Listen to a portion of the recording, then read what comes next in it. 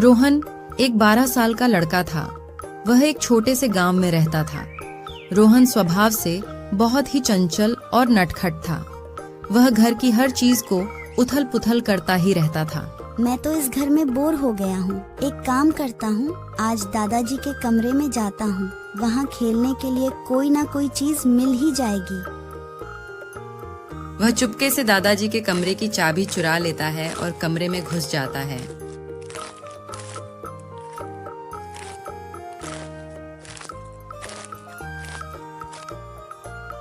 दादाजी के कमरे में कितनी धूल है, कोई इसे साफ भी नहीं करता है। वह कमरे में चारों तरफ देखता है। तभी उसकी नजर चारपाई के नीचे पड़ी एक संदूक पर जाती है। उसे तभी शरारत करने की सूझती है। वह संदूक को बाहर निकालता है तो देखता है कि उसमें बहुत सी किताबें रखी थीं। तभी उसकी नजर जाती है एक खास किताब पर। जादुई दुनिया का सफर। ये कैसी अजीब किताब है। दादाजी ने मुझे इसके बारे में कभी नहीं बताया। रोहन उस किताब की शक्तियों से अनजान था। शायद इसीलिए उसके दादाजी ने उसे कभी उस किताब के बारे में नहीं बताया। रोहन उन सब बातों से अनजान नादानी में उस किताब को खोल देता है। वहाँ कुछ बड़े बड़े अक्षरों में शब्द लिखे हुए थे। रोहन एक एक करके उन अक्षरों को पढ़ने लगता है। अलगजालम बालगजलम, कैसा अजीब मंत्र है। रोहन जैसे ही 2-3 बार उस मंत्र को बोलता है तभी पास ही में पड़ा गमले का पौधा बोलने लगता है। रोहन यह सब देखकर हैरान हो जाता है। तभी वह अगला मंत्र पढ़ता है, आब्राकाडाबरा। तभी खिड़की पर बैठी चिड़िया गाना गाने लगती है। अरे यह सब क्या हो रहा है? कहीं यह सब इस किताब के कारण तो नहीं हो रहा? रोहन ये सब होने के बावजूद आगे के मंत्र पढ़ता है। दिव्य रोशनी, आओ मेरे साथ जादुई दुनिया का सफर करो। ऐसा बोलते ही रोहन एक अनजान जादुई दुनिया में पहुंच जाता है जहां सब कुछ जादुई है। ये मैं कहाँ आ गया मेरे साथ? ये सब क्या हो रहा है? वह एक जादुई दुनिया थी। वहां के पेड़ और महल, हर चीज हवा में उड़ रही थी। और तभी उसके सामने एक बहुत बड़ी चमकती हुई दिव्य रोशनी आ जाती है जिसे उसने जादू मंत्र से बुलाया था।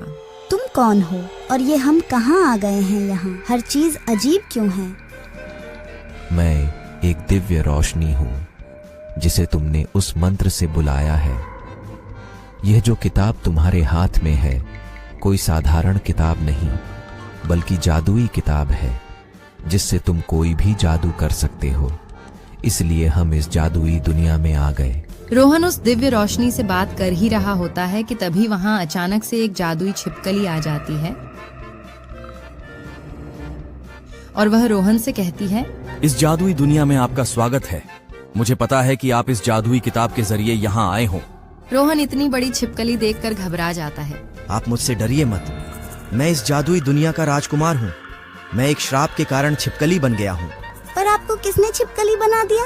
इस जादुई दुनिया में ऐसी घटनाएं घटित होती हैं जो इंसानी दुनिया की समझ से परे है।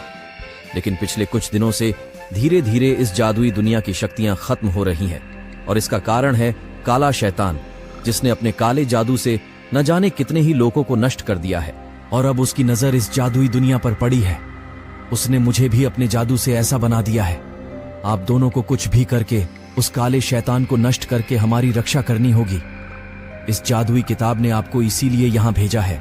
इतना कहने के बाद उस छिपकली ने अपनी सारी शक्तियां रोहन को दे दी और काले शैतान तक पहुंचने का रास्ता भी बता दिया। रोहन उस दिव्य शक्ति के साथ काले शैतान का मुकाबला करने के लिए निकल जाता है।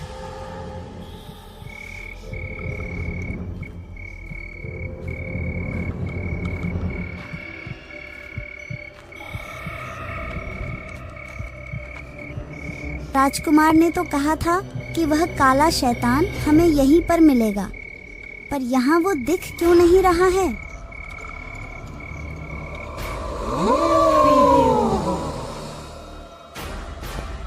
इतना कहते ही वह काला शैतान वहाँ आ जाता है। लगता है बच्चे तुझे अपनी जान प्यारी नहीं है, इसीलिए तू मरने के लिए खुद मेरे पास आ गया है।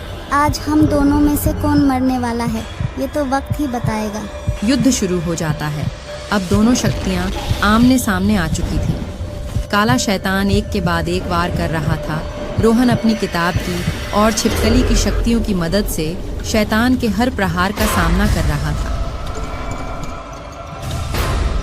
फिर रोहन ने दिव्य रोशनी के साथ मिलकर अंतिम प्रहार में उस शैतान को मार गिराया। आखिरकार हमने कर दिखाया।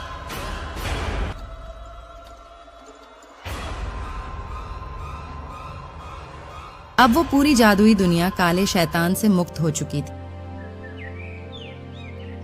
राजकुमार भी वापस से ठीक हो जाते हैं। आपने उस शैतान को मारकर हमें एक जीवन दान दिया है। आपने हम पर बहुत बड़ा उपकार किया है। नहीं नहीं, यह तो हमारा फर्ज था आपको। और इस जादुई दुनिया को जब भी हमारी जरूरत पड़े तो हमें बुला लेना। हम आपकी मदद करने के लिए जरूर आएंगे। बहुत बहुत शुक्रिया। अब आप वापस मुझे अपने घर भेज दीजिए, नहीं तो मम्मी पापा बहुत डांटेंगे। राजकुमार एक जादू करते हैं और रोहन वापस अपने घर आ जाता है। अब मुझे भी वापस जाना होगा। दिव्य रोशनी उस किताब में वापस चली जाती है और रोहन उस किताब को वापस संदूक में रख देता है और खेलने चला जाता है। इस कहानी से हमें यह सीख मिलती है कि हमें हमेशा दूसरों की मदद करने के लिए तत्पर रहना चाहिए।